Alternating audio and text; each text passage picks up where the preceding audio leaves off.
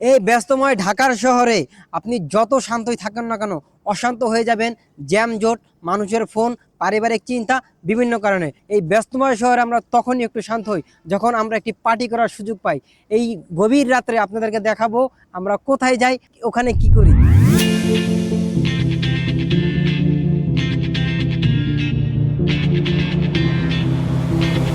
When my days end, I might just fall in love. I know the DJ and I love. আমরা রাতের 12টা বাজে পুরান ঢাকার নাজিরা বাজারে চলে এসেছি।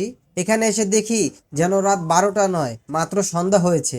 তারপর আমরা হান্ডিতে বিপগুলো দেখলাম যে বিপগুলো ঠিক আছে কিনা। যেই মামাই বিপ তৈরি করেছিল তিনি বললো যে মামা একদম ঠিক আছে, পুরান ঢাকার বিপ আপনি আর কোথাও পাবেন না। তারপর আমরা আমাদের কাঙ্ক্ষিত খাবার শুরু করে দিলাম। সবার সাথে কথা হয়েছিল, প্রথমে তারা শ্যুট করবে তারপর খাবার খাবে, কিন্তু তাদের পেটের মধ্যে এতই ক্ষুধা ছিল তারা প্রথমে খেয়েছে তারপর শ্যুট করার চিন্তা ভাবনা করেছে। ভিপ এবং রুটি খাওয়ার পর আমাদের টিমমেটদের নাকি পেট ভরে নাই, তাই আমরা আবারও চলে আসলাম পুরান ঢাকার নবাবে। এই যে আমাদের পুরো টিম, ওরা যেমন ভরপুরভাবে কাজ করে, খাওয়াটা ঠিক ভরপুরভাবেই খায়। মাত্র আমরা একটু আগে নাজিরা বাজার থেকে ভিপ খেয়ে আসলাম, এখন আবার তারা কাচ্চি খাবে। ভাই, নেটওয়ার্কের পোলাপান যেরকম কাজ করতে পারে খেতেও পারে।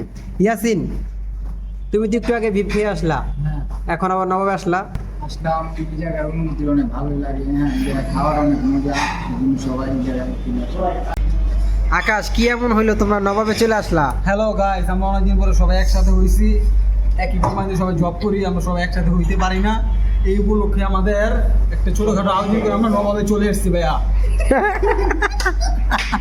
নেটওয়ার্কে যারা কাজ করে তারা সারাদিন অক্লান্ত পরিশ্রম করে। ভাই, কি যে পরিমাণ পরিশ্রম করে সেটা আপনাদেরকে বলে বোঝানো যাবে না। একদিকে হচ্ছে মেন্টালি পরিশ্রম, আরেকদিকে হচ্ছে শারীরিক পরিশ্রম। এই পরিশ্রম শেষে একটু ভালো লাগে যখন আমরা সবাই একসাথে হই।